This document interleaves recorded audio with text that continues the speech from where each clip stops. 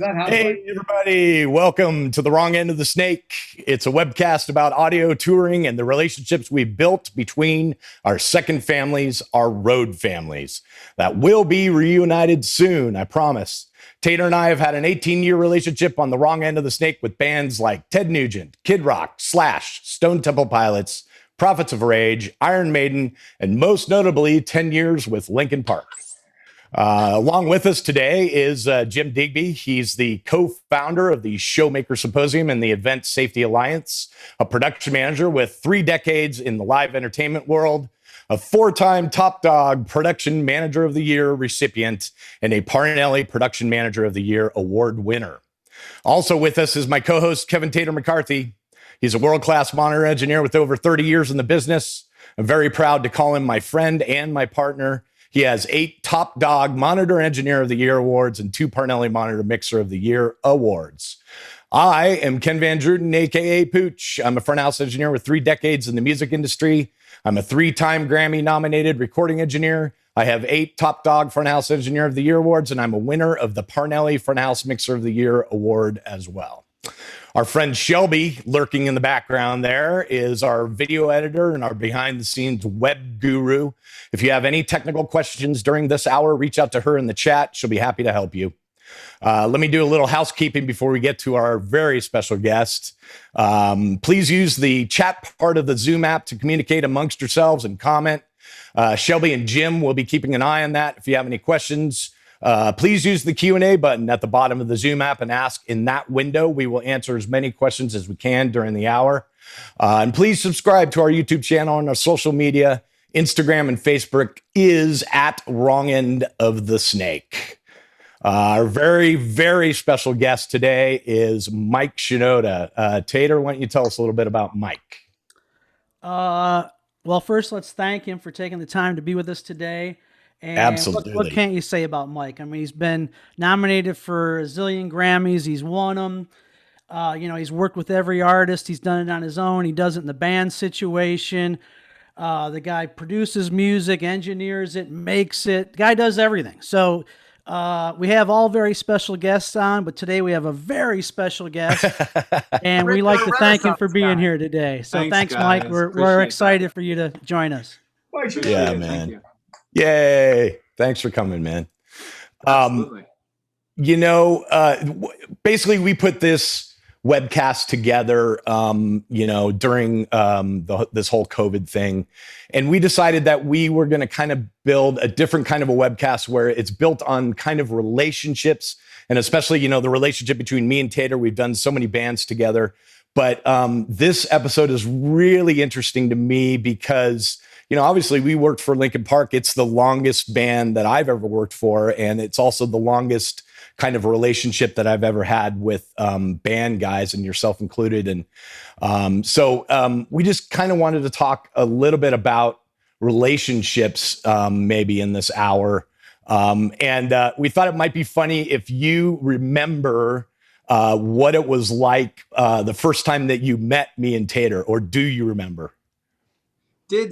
Jim's gonna have to jog my memory on some of this. Did you guys? I mean, you guys all probably. Did you come on at the same time, or was Tater first, or were Tater was first? So he did Summer Sonic with you and the rehearsals for that, and then I showed up for Minutes to Midnight rehearsals, which was shortly after. Tater, did you overlap with Brad Divins? No, Pooch kind of did. I don't know who did monitors before I was there. I'd have to ask Jim. Brad was front of house. Oh, no, we had a guy named Chad Olick who also did that short Japanese run, and I started with Chad. Yeah. It was funny, man. That time, I mean, we were transitioning as a band. We were transitioning from our first 2 albums were, we were still like wrapping our head around our new lives. And also musically and artistically, the first 2 albums were so very similar. They're basically, designed to be this calling card of like, this is our sound. And then when you guys joined, we were in the middle of reinventing that sound and pushing outside of that box. and trying on a whole bunch of other hats. So it was a really crazy time for all of us, I'm sure. Yeah, you were still in your first crew, first leadership team and first crew at that point in time, coming out of the first album and into, I guess, that first Project Rev, right? Yeah, and probably. I think that's about right. The inevitable Bob Dallas was with us then. Oh, wow. Yeah, Bob. Bob was hysterical, man. Such a character. That's funny. Yeah, I mean, we came into a time where we really we saw that in you guys. It was like, wow, this new record, at least for me, I showed up at Minutes to Midnight, and obviously I was allowed to hear the record before anybody else because we were talking about, how it was going to sound live.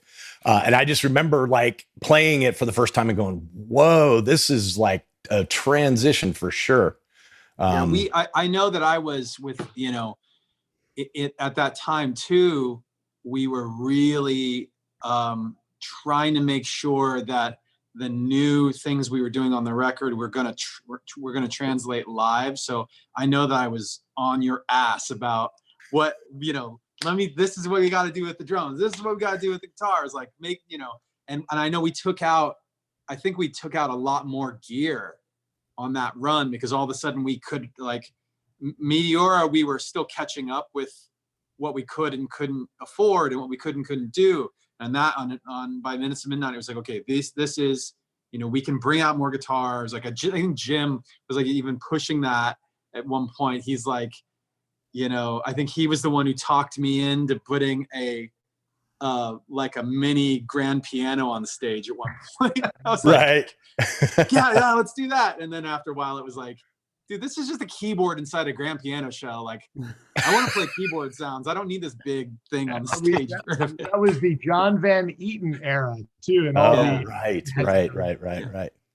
Yeah, that was crazy, man. Like I switched the gear that I was using coming into working with you guys on purpose because I switched to an Avid platform because I did all kinds of research and I was like, oh, okay, so Mike and Brad and everybody like understands Pro Tools. I want it to feel easy for them. And so that was a big transition for me too. Like I came in there with new gear. And so I was learning new gear at the same time. It was crazy, man. But I think it was a really kind of creative time for all of us, right at that moment.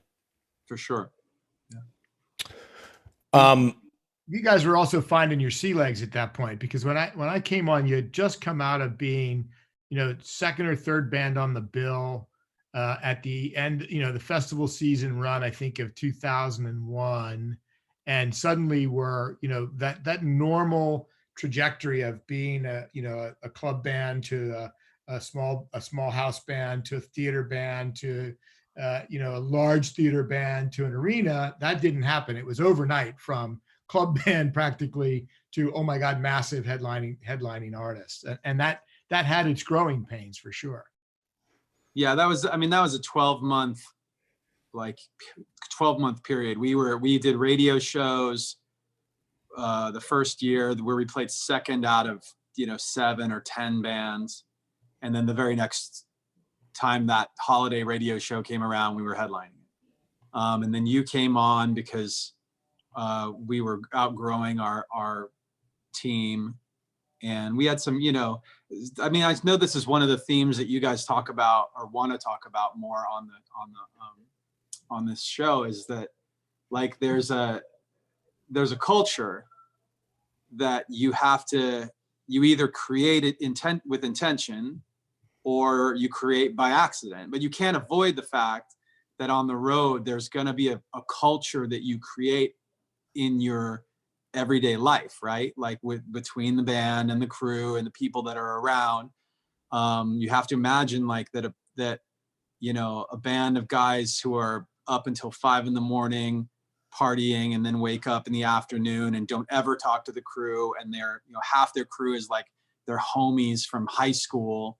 Like that band, I never wanted anything to do with that band. Like that kind of thing. It was not it's just like, if you have the choice to choose, if you have the choice to pick a team of people that are really great at what they do, and that you have some kind of like, you see eye to eye on certain, personal levels as well. That was always the like goal for us, I think. So you're looking for more professional type people at some point than when you first started. At some point, you got to make that change, right? Yeah. I think every band goes through that, the realization, like in the beginning, you can't afford this or that, so you just hire your friend. Your friend can use the money, so that's great.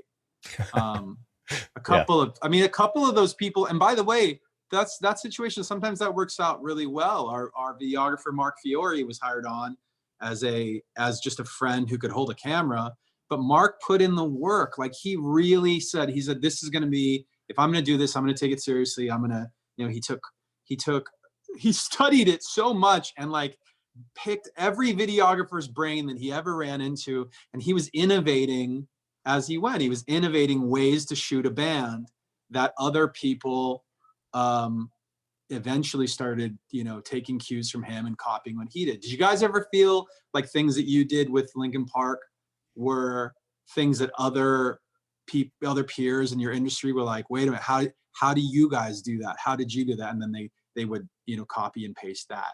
Oh man, I mean, Definitely. tons. Like I would say, I mean, a perfect example of that is, do you remember when we did that mic shootout, where basically, which is interesting because I kind of want to know like where that came from you. You just all of a sudden called us before a rehearsal period and you were like, hey, I want to change out the mics. I want to have a mic shootout. We were like, oh, okay, cool. And for those of you out there who don't know how that went, I mean, basically we got all of the best microphones in the business, pulled them all together and put them in front of the band, and Mike and all of us got to kind of decide what sounded the best on everything. How did that come about, Mike? Did you just decide you wanted to do that, or? Well, we were doing it in the studio, so I figured, of course we should do it with the live show. It again, like when in that period of Minutes to Midnight and 1,000 Suns, our third and fourth records, the sound of the band was changing. And I knew, I've always been the one to listen to live mixes. So if there's going to be a live mix that gets turned into an album, or if it gets put out on even a TV broadcast, if they shoot it and then you shoot it in the morning and then they're going to air it at night, well, somebody's going to mix that audio and you're going to oversee it with me, or Ethan Mates is going to oversee it with me, and we're going to go into the room and make sure it sounds like the band, because everybody has a different aesthetic and a different way that they would mix somebody. So as part of that, like I wanted to make sure that the audio coming into those recordings and coming into the venues sounded like the way I imagined it was supposed to sound, or at the very least, it sounded like, like the record. Yeah. I remember that some of the challenges with that particular thing, Pooch, was, some of the microphones being presented were specifically studio microphones in the tens of thousands of dollars range. And they were designed to be used in studio and not in the live environment. There was some conversation around having to get you onto a microphone that would suit the live environment and still achieve the same goals. Right. Yeah, there was, some clear parameters of what we needed that microphone to be, along with how Mike wanted it to sound. You know what I mean? So there was this kind of juggle of trying to figure out what was going to be the best thing. But there was no way we could do it without Mike either. We couldn't just do it ourselves. We needed Mike there, which he was. And I thought it was super educational, because I think we picked a couple that we thought he'd pick and he didn't pick, and we went back and forth on it. And it was funny to see which ones got eliminated quick and which ones stayed around a lot longer till the end.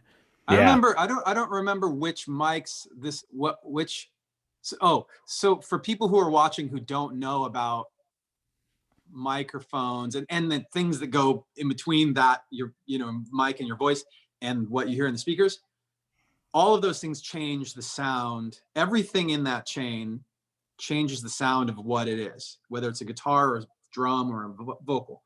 And it doesn't have to be the most expensive thing. That's the other thing, that if you don't know about this stuff, it's not about how expensive it is. I mean, certain pieces of gear are expensive because they're hard to make and they're they get you a great sound. But other pieces of gear can be cheap. I mean, like I use the what is that mic? Is it a D112 on kicks? Yeah. Yeah. Is that like $150 mic ish? Yeah. Yeah. That for a kick on a drum kit, I've been using that. That was the first non-vocal microphone I bought ever, and I'm using the exact same one. I've never even bought a second one. I'm using the exact same one. So certain things like that, like it doesn't have to be the most expensive, but you do have to listen. And if you don't have an ear for that stuff, then you have to, get advised on it somehow. Thankfully for me, I've always felt like I loved doing that type of thing. So I've always had an interest in getting better at hearing the differences, getting better at achieving the sounds that I want to achieve. And most of that was always in the studio. So to take it to the live show and go, okay, I'm not going to assume that everything that I know applies here. So how do we get some of the qualities of this thing that I'm familiar with happening in the live show? And I remember having a few mics, a few choices that we made along the way that it's like, oh, wow, this one is really hard. Like we're everything we're pulling out, like it's not quite the one. And we had to keep going back to the drawing board on like how to approach miking up something. Or you remember we got so much high-end drum audio, so much high-end drum noise on the vocal mics all the time. Yep. We tried everything we could so we were changing mics to see if we could eliminate some of that. And then we eventually ended up trying to put up plexiglass around Rob. And that helped a lot in some scenarios, but it changed the whole shape of things. It's like it's a house of cards. It is a house of cards. It's crazy. That particular mic shootout is kind of in the industry got a lot of play. Like people were really interested in that. Peers of Tater and I were like, what? You guys spent like 2 weeks like listening to microphones? And I said, yeah. And what was even cooler about it was we like taped up all the manufacturers. Like you guys didn't really know whose manufacturer you were listening to or looking at. We totally wanted to make it. We numbered the microphones. So it was like, do you like number 3 or number 1? And it was the Pepsi challenge for microphones. It was a Pepsi challenge. I didn't, and the thing is too, I didn't have any, I remember one of my instructions to you guys was, I know that we have some, sponsor partners. We had some folks that have been close to the band for a while, but the sound of our audio on the speakers in the venue was more important than a relationship like that. Like if one of the microphones if our sponsor is Audio-Technica and one of the microphones, we just can't get an Audio-Technica mic that works, then I don't want to use it. We got to let them know like that we're going to make exceptions because this stuff has to sound a certain way and they have to understand. And they did. And everybody, and that's one of the reasons why a lot of our partners stayed our partners, is because there was an understanding that it was just about the best quality of what we wanted it to sound like in the room. But I also know that like we were just basically doing rehearsals, right? Like we weren't sitting there going check and listening and it was like, no, we're going to put these mics up, this is today, and we're just going to do a normal band rehearsal and record it. Yep. And at the end of the day, we've got a recording on those mics. And then the next day, we're going to do a different set of mics. And then we're going to listen to those back to back to back and find the best combinations. And then the next day we'll mix, eventually we started mixing and matching, right? Yeah. And what was really interesting to Tater and I was that there were some microphones that we have been using for years on other artists that immediately we looked at each other and went, why have we been using these? That's so funny. So, and, are you aware, Mike, that we were doing the same thing behind the scenes with the PA as well? Oh, I wasn't super involved in that because I think, I think you ran it by me at one point when you'd already like narrowed it down. Yeah, it was. We were, Jim did a couple of other artists on a particular kind of PA, and he came to me and was like, hey, have you heard this box? You know, Jim has always been proactive in your guys's, you know, making it better. I think that's what's neat about all the relationships that have kind of surrounded you, and the people that you hire are people that are just striving for excellence, and we all want to just make it better, you know, which is pretty cool. And, Yeah, in fact, we also, I think going back to a crew and artist relation, I've never had an artist come to me and say, what desk are you using, or what piece of gear are you using here? You know, as long as you get the desired result out of it at the end, it's all we're really looking for. It doesn't matter if it's like you say, an inexpensive piece or a super expensive piece. You're just looking for the end result to deliver to the artist. So, you know, but it does, like when we introduced clang and all that stuff, I did feel in the Linkin Park model, we had to stay on top of technology, because I felt you guys wanted the best all the time, and stay on top of the technology. Yeah, that was, I mean, I remember, you know, the clang was that spatial audio, it kind of manipulated the audio to sound, to give you more separation Yes. in your ears, what you were hearing as you're performing. And I've done shows without it since, and I don't know if I just got comfortable with it and got used to it, or if it is just really just way better, but I felt like it was harder to hear things without it. Yeah. Yeah. And it's funny. I mean, we'll go back to relationships with like a monitor engineer and an artist. With Mike and myself, you know, if he knew, he wouldn't ask for certain stuff and I would be doing it. Maybe he didn't know if I was doing it, but if I didn't do it or miss that, he knew it wasn't right, you know? So it was, and a lot of artists, it's not like that, you know? But that's the way it was with us. Yeah, we used to, I mean, you and I know that if I came up to you, I had to start making a point to come up to you and say, hey, great job. Because usually we just wouldn't talk for a week or two, because everything was great. Like, the sound was all, my ears sounded great. Everything was great. And when everything was working well, I got to, like, you know, point my attention at something else that I needed to do. And so you guys wouldn't get the feedback from me. It was basically like, no news is good news. Yeah, well, I got to tell you, Mike, in a monitor engineer's scrapbook, or however you want to say that's the way you want it. So it was fine by me. Trust me. Yeah, I would make a point. I know I would make a point at certain times to go to you guys and say, hey, like, you guys are killing it, because I haven't seen you in like 2 weeks, 3 weeks. Are you still here? But you know, that was an evolution though, Mike, because there was a period in time, I think early days, where it felt like you guys didn't know that you could go make critiques of the sounds you were hearing and have things improve for a little bit. And then we you know, I'm not sure that it was that we didn't know. I think it was, there were definitely parts of it, yes, that we didn't like have the audacity to tell somebody who's been doing it for 10 or 15 years that we think they're doing it wrong, right? That would be weird.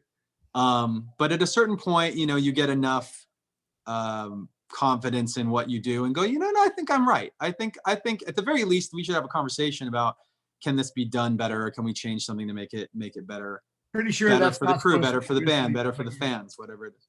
Yeah. That's you know, I mean, that's from our perspective as being audio engineers, that's a weird relationship, right? Like, you're hiring us to do what we do. Like, you went and researched and found out that we've worked for all these different bands and that we produce good product, whatever. So you trust us and are counting on us to get a good product going on.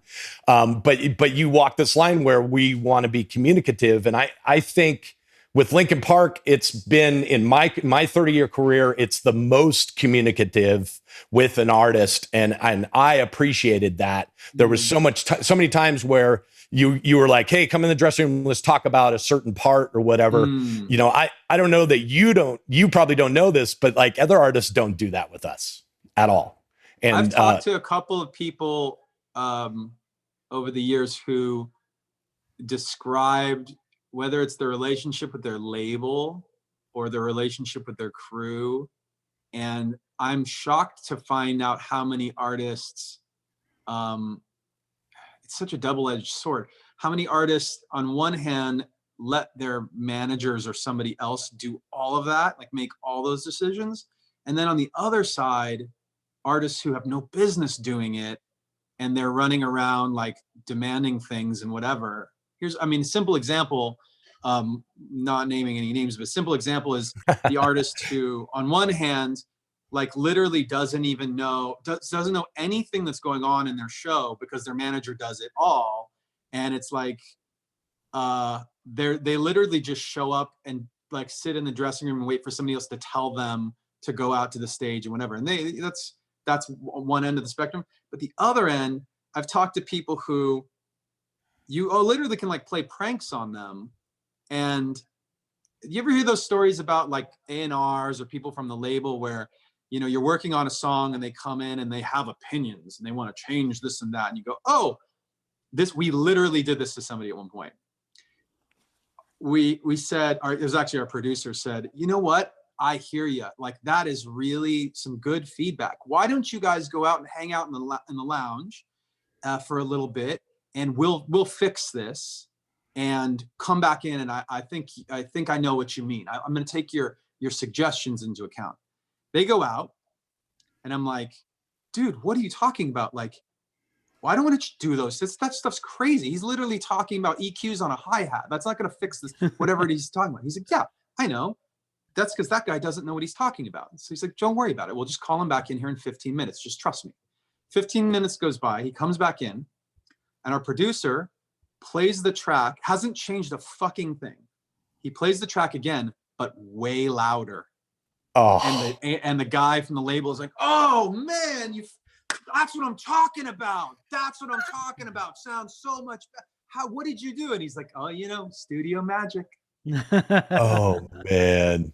That's so crazy. If you're dealing with people like that, then it's like, okay, well, you can't let that person have the say at the end of the day. Somebody needs to step in and go, okay, like, look, here's what we actually need. This is what we actually need to do. We've never, ever, ever done that with you guys.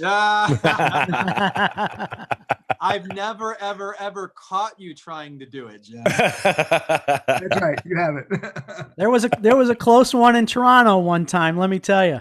There was a close one in Taiwan. Let me tell you. Yeah. Didn't we have shows where we were completely missing gear? Like it didn't show up. Yes.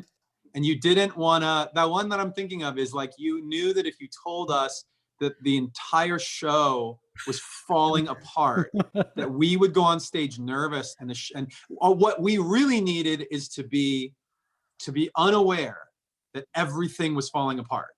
And so you guys it was like, okay, how's everything going today? Great. Everything's we fine. did the show, and everything was fine. You guys were holding your breath the whole time. This is probably many shows like that. There were many, but the one that always comes to mind is that Toronto show, which was the show that there were band members not showing up to, and you guys went out and did, a piano version. There was only 3 band members, so the other 3 were coming on a plane or something, and you guys, like, I don't even know. You guys had the balls to just go out there and be like, you know what? We're just going to go out and play something. But what you don't know is earlier that day, we didn't have the playback rig there. So on top of you not having a band, the playback rig wasn't there either that day. So behind the scenes for the crew, we were falling apart. And then was that the day that Dylan had to go out and buy a new computer and all that? Yes, it was. And we had to get a bunch of DIs. And there were 2 of those days. Yeah. The fans never know. No. When, if you do it right, those fans just thought they were getting a really cool show where we showed up and did 2 songs acoustic, and then the whole band came out. Like, oh, they just wanted to do something different. It's like, no, our entire show had fallen apart, and we just didn't tell you that. Did you guys arrive? We put mics on them and packs on them. Took them right to the stage. Yeah, I know. But did you have a plan in case they didn't show up? Do you remember? I just remember. I remembered that we knew we could play. I think it was 5 songs. I think we had 5 that we could do, and we got to 2 or 3, and we got the thumbs up from Jim or whatever. We were like, oh, thank God. We're like, because the songs are starting to get. You were to on your get last more and few more, notes. It's starting to get more and more random, like more and more obscure, and you can't like play the first 5 songs of your headline set with like obscure, B-side material. Totally. Yeah. That's crazy. At least we couldn't. That wasn't our aesthetic. That's nuts. So let's move to now, man. Let's talk about what you got going on now, because we've been checking out your Twitch feed. It's awesome, dude. Like, so fun. the fact that you're able to like, interact with your fans. Like I was watching the other day, and the other day they wanted you to do like combine a flamenco song with something else. And dude, I've gotten so many the other day. So here's how it works. So on my streams, I'm streaming to Twitch and YouTube, and on Twitch, there's a point system built in. One of the nice things about Twitch is that it's very it's gamified. Like there's a lot of stuff going on. So you jump in the chat on Twitch, and just for being there, you're getting points. On my channel, it's called Shinoda Bucks. So you're earning Shinoda Bucks just for being there, and then you get to spend them. So for a lower number, you can ask a question, and then higher number stuff is like you can suggest a theme. And so the themes that people have submitted, I actually have the thing right here. I write them down on a piece of paper, and I put them in this bowl. And the bowl, I pull the bowl out toward the end, usually towards the end, but I pull the bowl out and then I draw a theme. Well, I started getting so many people had redeemed themes that I couldn't keep up with them. So I had to start mashing them up. So I started doing 2, and then I did 4. And when I did 4 the other day, I had to mash up all the themes. It was like melodic Neapolitan mixed with like, what was it? Something cinematic or something? I don't know. My theme, I'll tell you what I've got to do tomorrow. Here's what tomorrow's theme is. Okay. Shinodify your favorite piece of classical music. Use sound effects. Oh my God. Spoiler alert.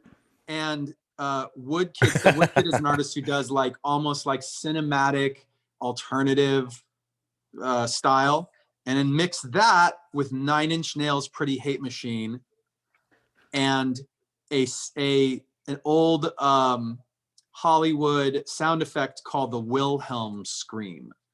So I'm doing all of those things in 2 hours. I'm going to make a song out of those things together. How long does it take you to prep for all that before the could be between 30 and 60 minutes. And usually the prep is just like, if I like one of the suggestions from the other day was melodic Neapolitan. I literally don't even know what that is.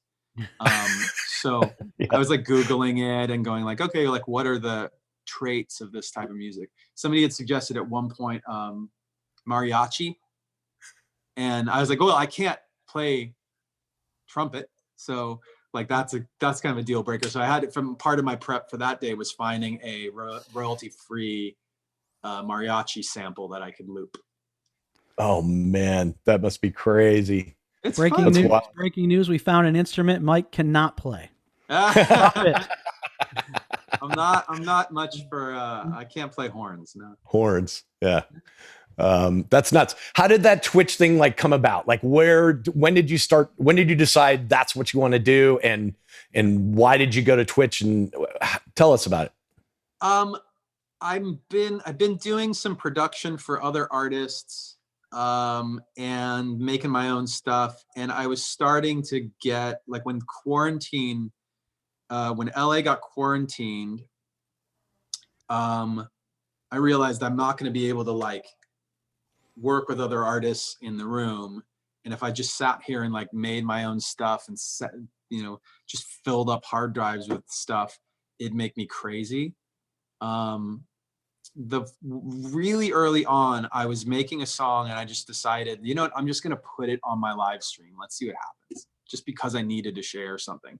And I decided to let the fans kind of be a part of the writing of that thing a little bit. And it was so fun that it led to this live stream thing. Like it does two things for me in this, the way that we have to live in this pandemic. This doing the live stream for me is a personal choice because number one, it allows me an output of creativity where I'm actually sharing it in real time with people, and it's challenging. Like I don't want them to get too bored. Like some parts of the process are tedious, but I want it to be watchable and fun. And then number two, it actually puts an anchor in my schedule. So every weekday at 10, I do it. I go on from about 10. Sometimes I get on at 10:20, 10:30, but sometime in the morning around 10, I get on the stream, and I've already decided what I'm going to make and some of the parameters of it, but I have no idea where it's going to go. And during that stream, usually they go pretty well, and I make something that I'm happy with or proud of, or the fans can enjoy.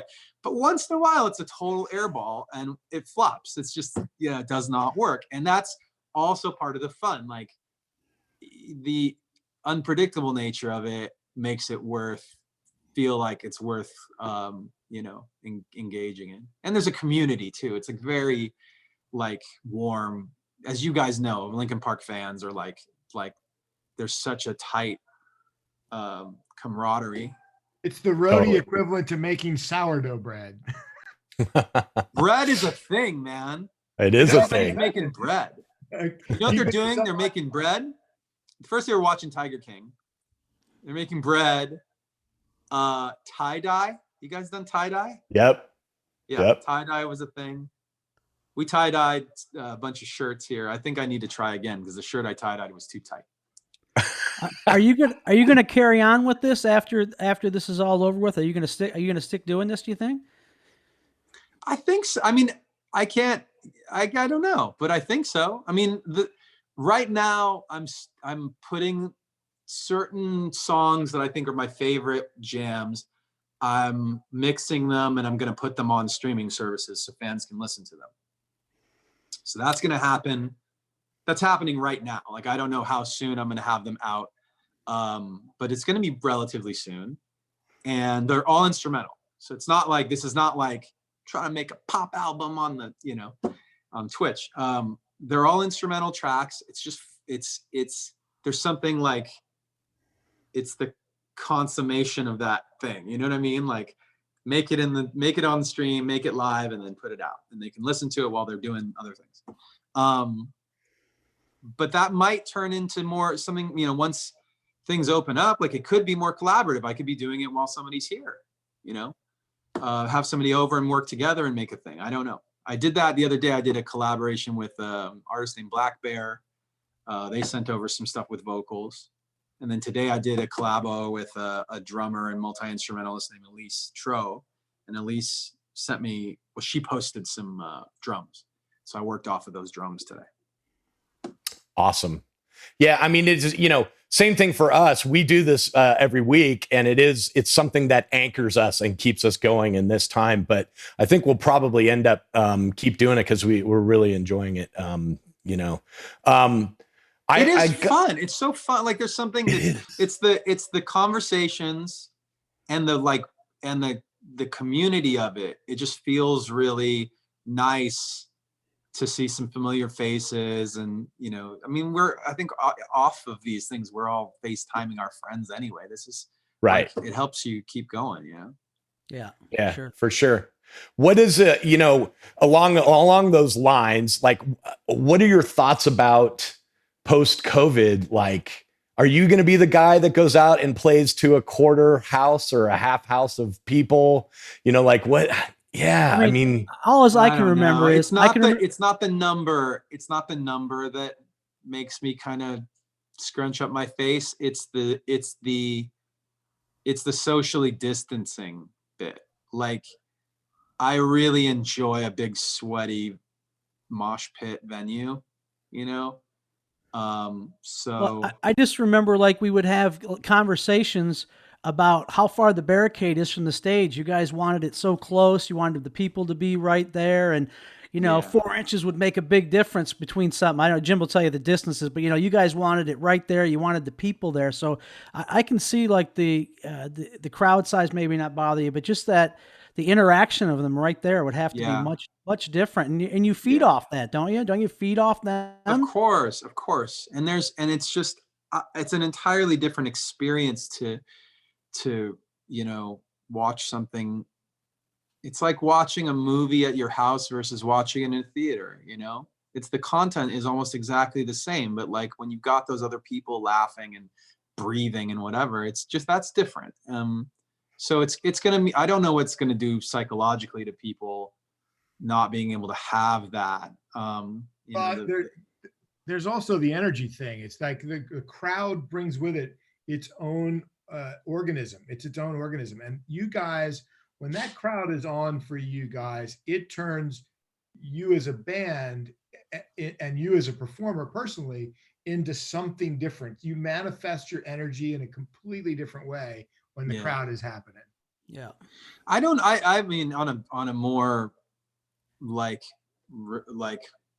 big picture kind of note, I mean, a lot of conversations have been going on in my circle of friends and stuff about, the effects that this type of thing will have on social interaction in general with people, because it's already changing the way we act. And I know you like the if you look at the way people are when it comes to politics, for example, and how compartmentalized and quick to judge people are. And I think part of that is a function of the internet itself. Like that's it breeds this like separation. So it takes like actual effort to not get wrapped up or confused by that. Our brains are. I did an art show a while ago where it was a lot of it was about celebrity and about how people's brains are wired to recognize friends and foes. And part of it is there have been studies done that show that you're seeing a face that you recognize over and over again, subconsciously when your face sees it at a certain point, it goes friend, just because that face is actually just an Instagram avatar. Your brain doesn't really know the difference so much. It gets confused easily in a sense. So now you take that and you start wrapping it in together with the fact that you're seeing, people you don't actually know in the same way that you see people that you do actually know. And I think that's just very confusing for our brains. I totally understand why people are making some really bad decisions about social distancing, and they're saying, no, I need to go out and I need to go to the beach with all these hundreds of people. I need to go see my friends. I need to do this and that. And it makes sense because their wills are like, it's hard to not see people. Yeah, I mean, dude, it's I think it takes an emotional toll on everybody, and especially us. Tater and I have talked about this. This is the longest period that we have been home, like in 30 years.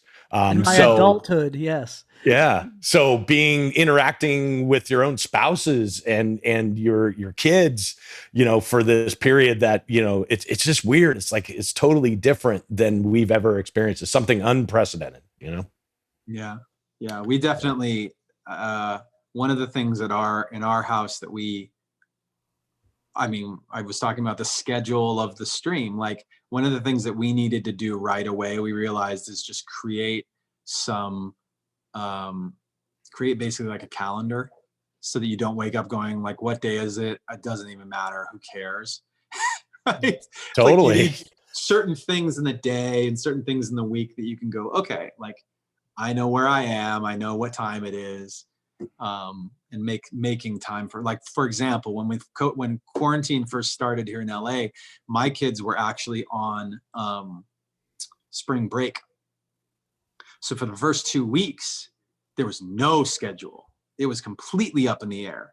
And like 4 or 5 days into that, Anna and I looked at each other and we were like, we need to just invent a schedule. Just, there's no reason to have one. Nobody gives a shit. But like, we're all going to go crazy. The kids are going to go crazy if we don't have some stuff. So I made this whole like plan out for them. And it was just stuff like, hey, you know, this is the time we're going to do screen time. This is the time we're going to go outside. After lunch, we're going to do 30 minutes of FaceTiming with family and friends that we haven't seen, that we haven't talked to recently. And it was like, it all of a sudden everybody's mood changed and got better. They were the kids in particular were so much happier once we just put a few things in place that was like, oh, okay, I can count on that happening later today. Structure. Yeah, structure. Yeah, for sure. Hey, we got, just a little bit of time left. And I think that what would be cool is to give some opportunity for some of these people that are posting huge amounts of questions up there. Jim, what you said you were looking through some of these questions. What's one of them that you found that was really good? You're muted. Oh, we may have lost Jim for a second. I was going to say that's because we got called out on the Edge Fest thing in Toronto. One of the fans said they actually did know what was going on. No. Did we say it? Like, did we say it on stage? I don't know if you did or not. I don't remember whether we were trying to teach you to keep your Mickey hats on at that time. So maybe you did. You can teach me. You didn't teach me that. I literally told you that analogy. I don't know about that, Mike. That's because Anna Shinoda worked at Disneyland So when we worked at Disneyland. We'll keep fine. And we came up with it together because that's been a thing forever, because she worked at Disneyland and the people who wore the costumes aren't allowed to take them off or it'll spoil the magic. That's right. And that's what you have to do, what we had to do.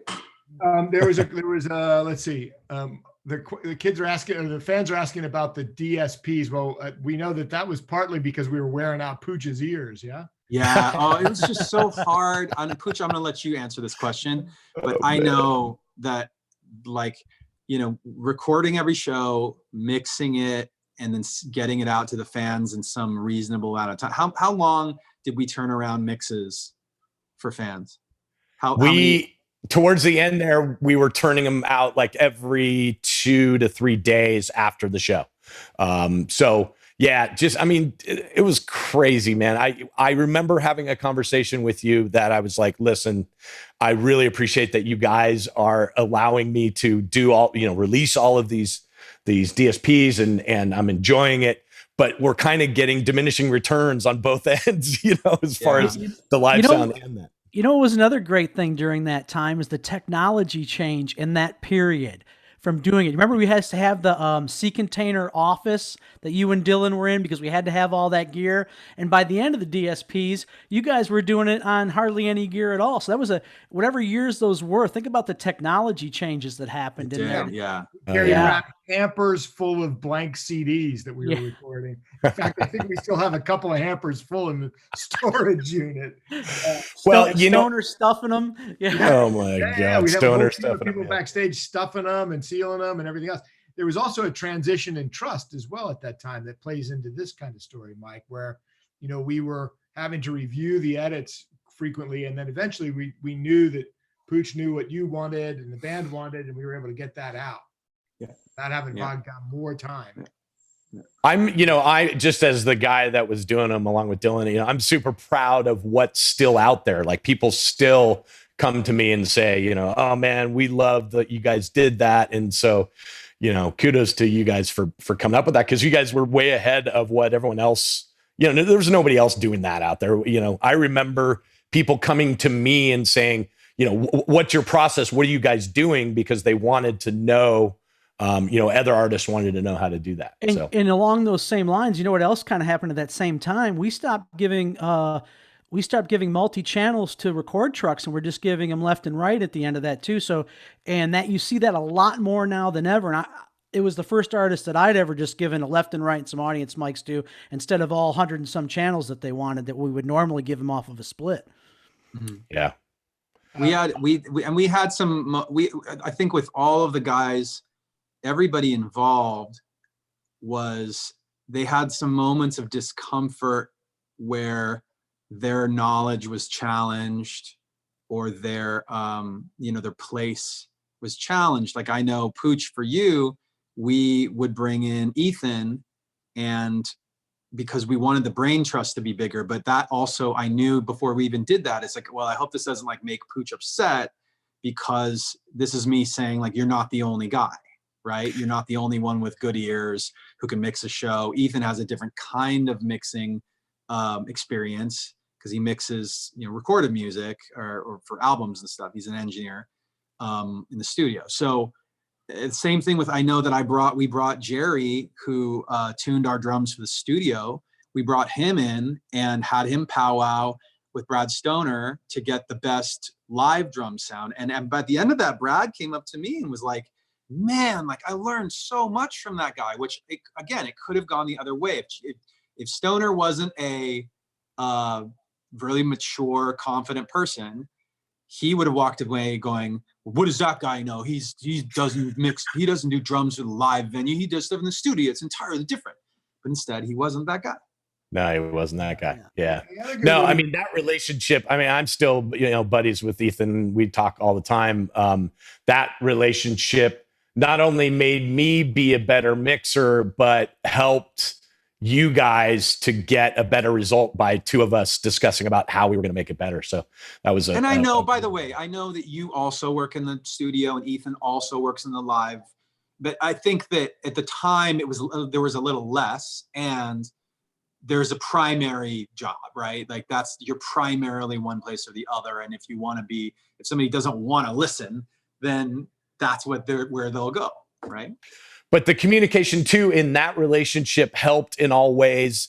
Like, all the live stuff that you guys released that weren't the DSPs that Ethan did, we communicated about, the mics that we were using and how he needed it to be for his world. So, yeah, man, I mean, it was a really good, it was a good thing. And for me on my end, when, like a new record would come out, just for me to be able to call Ethan and before you guys had rehearsals and say, hey, what plugins were you using on the record so that I can duplicate that in live? I mean, I don't get that with other artists. That's, that was Ethan was indispensable for at least me and you in that he'd always give us the heads up on stuff like that. And it was great to have that input. At least I thought it was. I never had input. I loved when he would have to there was a period where we switched to the fractal guitar modelers.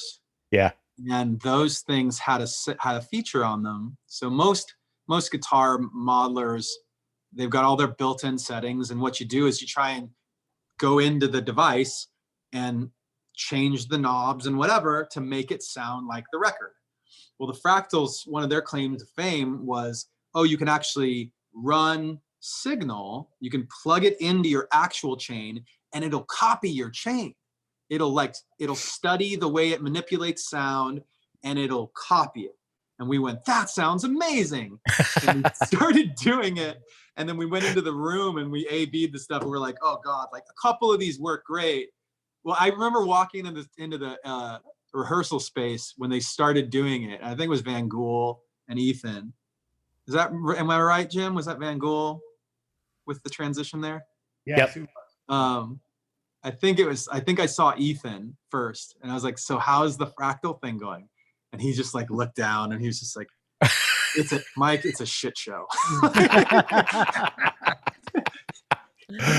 really wanted this to work because it would save us so much time, but we're really going to need to go in and twist the knobs and make everything sound right. I mean, that was a weird transition too. I think Sean Payton was kind of still there And so he went from, the guy that knew everything about Brad's rig, the analog part of Brad's rig. And then, basically just handed him this new box and said, good luck. We're all counting on you. I mean, that's like, people sometimes either don't think of or underestimate the changes in technology affecting like what we have to do. If you've got a guy who's used to the old, amps and microphones, and that's really his bread and butter of like his world of understanding. And then I brought in, I went, I think one of the ways we ended up with Mark was I went to Jim and I was like, look, man, I'm using so much technology to make this stuff. I need somebody who's better than me on stage with me, helping me build the rig and maintain the rig, make sure that every night, because there's going to be like, it's going to break, like we're going to break it. Either I'm going to do stuff that like overloads it or breaks it, or just I push the wrong button, or some idiot at the loading dock is going to like just knock it over. Right? Totally. And so we need somebody who's really good at that. And so we brought in guys who are like coding geniuses and put them next to the guy who's used to microphones and tubes. And they're like, so, have you ever been to Detroit before? I'm here now. Yeah, Tater's there now.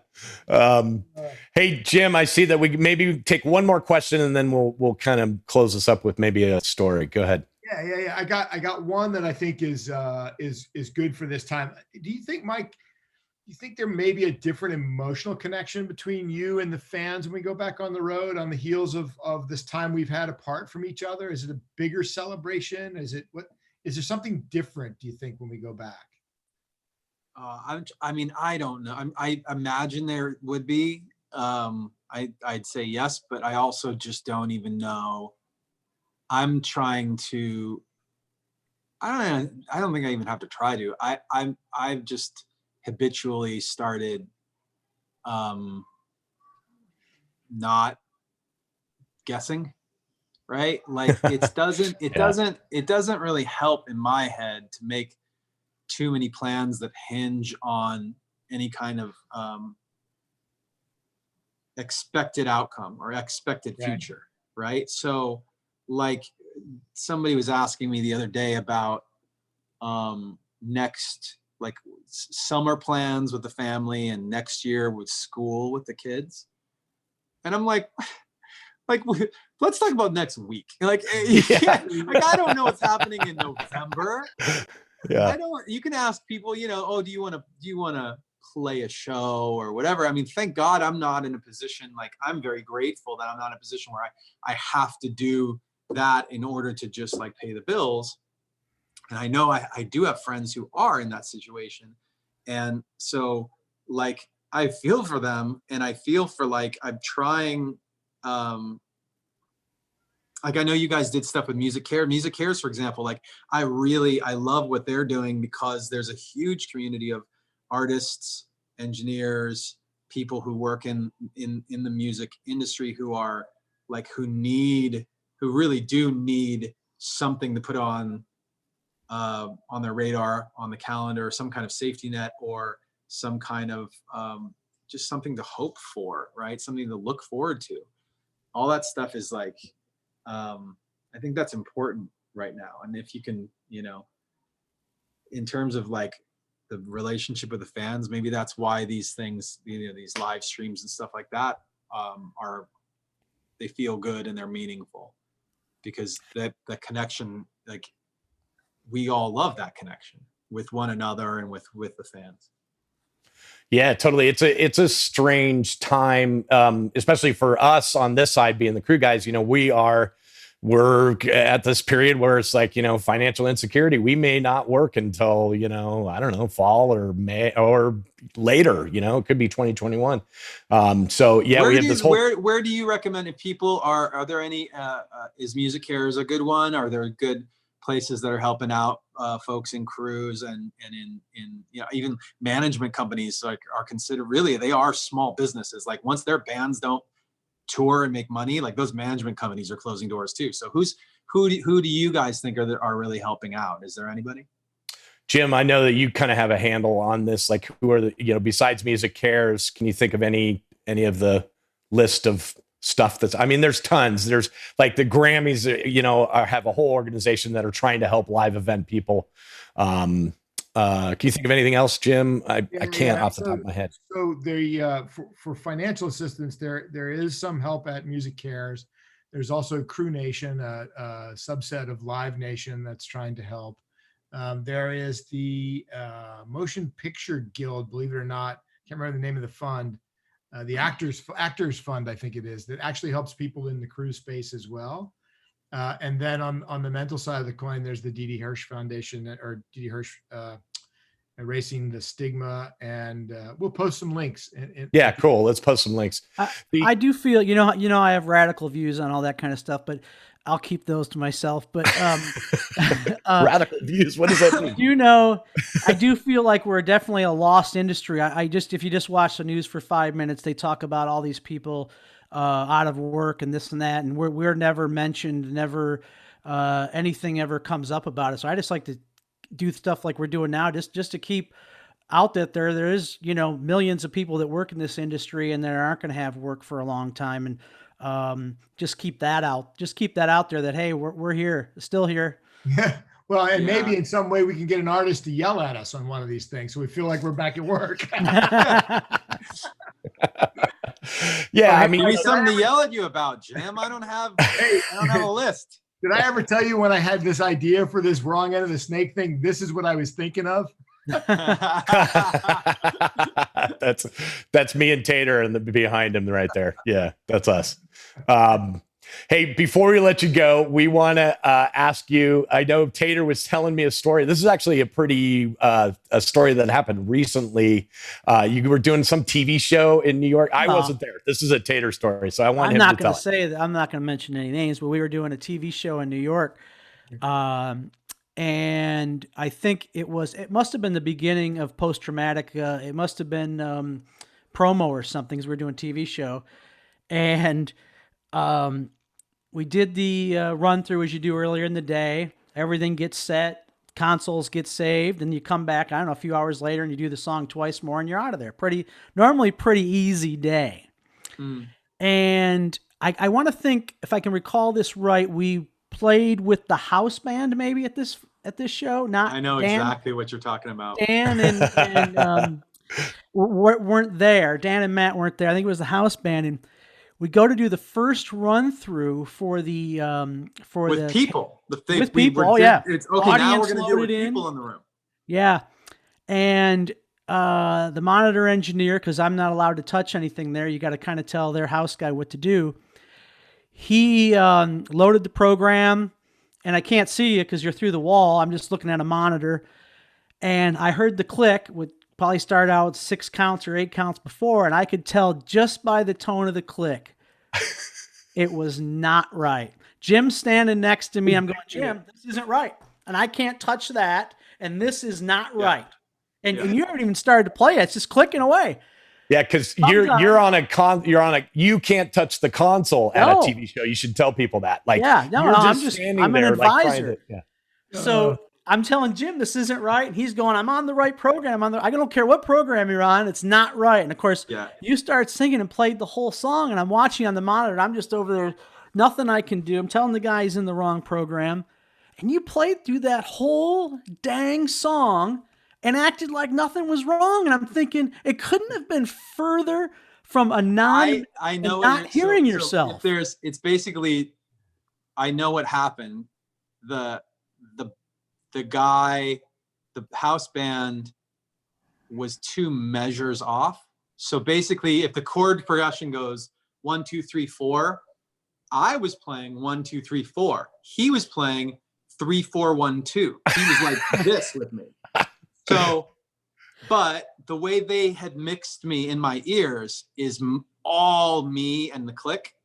So when I started playing, and I'm on the click, and I'm doing my thing. They started like after me, I think, and I never really realized. Like I was like, this sounds weird, but I can hear me, and I can keep going. So maybe they'll just figure it out. We got to the end of the song, and our manager Bill was there, and I was like, how is that? He's like, can we do it over? When I heard yes, I was like, oh, thank you. Like, oh, thank like, we're gonna go out, we're gonna go do it over. We're gonna tell them we need to do it over because that wasn't your fault. And I was like, okay. I don't know. I literally didn't even know what had gone on at that point, but I figured it out later. Well, I was just lucky on the next pass. He had changed the program, and it came up right. But that first one, I usually stay pretty calm behind that desk no matter what's going on. But that one was just like, thank God it wasn't live. Yeah. That's really when those things happen and it's live, like we've had a few. We've had a few. That's do you remember? Okay, I'm gonna say this and I gotta go. Do you remember when we played the VMAs and they had an actor who was going to introduce the bands? They said, okay, we went over it 100 times. They said, the actor is going to say this, and then the scrim in front of you, he'll say these words, and then the screen will go up and smoke. They're going to do smoke machines, and then you play. Okay, so it's these words, screen it up, smoke, you play. We're backstage. They're like, okay, 3 minutes, 5 minutes, whatever. Come to the stage. We're hanging out. Another guy's out there doing, the screen is up, so the fans can't see us. The fans are 15 feet away, but there's this thing in between us, so they can't see. The show is live on East Coast television, and some other guy is talking who wasn't the actor that as I remember it. This other person was there talking and saying something to the crowd, reading his monologue. And he says something, and the fucking screen starts going up. And Brad's guitar tech had his guitar in his hand. He's like sitting there with like a drink, like I had like a mouthful of water. I was the first one who had to play. It was Burn It Down. It Down. So it's like 5, 6, 7, 8, and I'm playing. And so I'm sitting there with my mouth full of water, and I hear 5, 6, and I'm like, oh crap! Like threw it and like ran over to my keyboard and just barely managed to get the notes. Brad's still like putting on his guitar. The scrim is like in the air. The cameras are on us, and we just managed to get onto the song and play. And it took us, if it's a 3-minute song, it took us 2 of those minutes for our adrenaline to come down. We finally went, okay, we're not going to fall flat on our faces live TV. It's going to be fine. We finished the song. We came off, and we couldn't believe, we watched it back, and we couldn't believe that the smoke had hidden all of that chaos. Like it just looked like we came out and we were like, hey, here's our song. Best performance to Burn It Down ever. Yeah. You watch it? That just shows, the professionalism that you guys have always had over the years is that you guys. Yeah. I think that was just luck. I think that was luck. I think we were lucky. Yeah, I was just lucky that my ears were already in and on, and that I could get to the keys fast enough.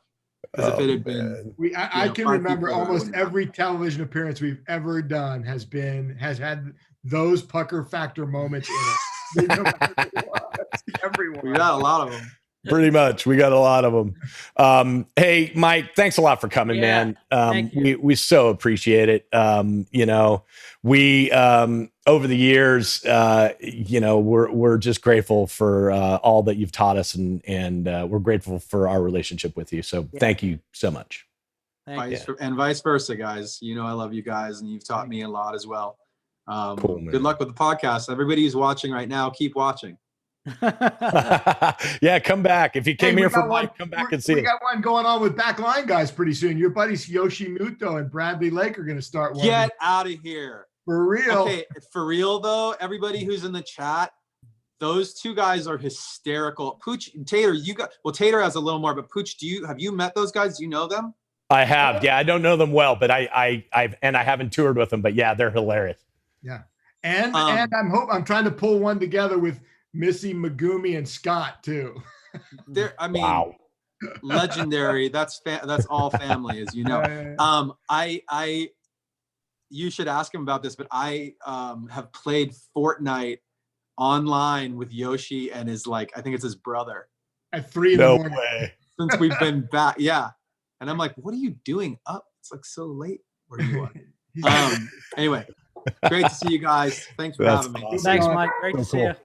Hey, don't forget, guys, next week is Megan Holmes. She's a general manager of Los Angeles division of Eighth Day Sound. She's a badass sound engineer and incredible account manager. So come on back next week. We're back at the regular time next week at 2 p.m. All right. Thanks a lot for tuning in, guys. We appreciate you.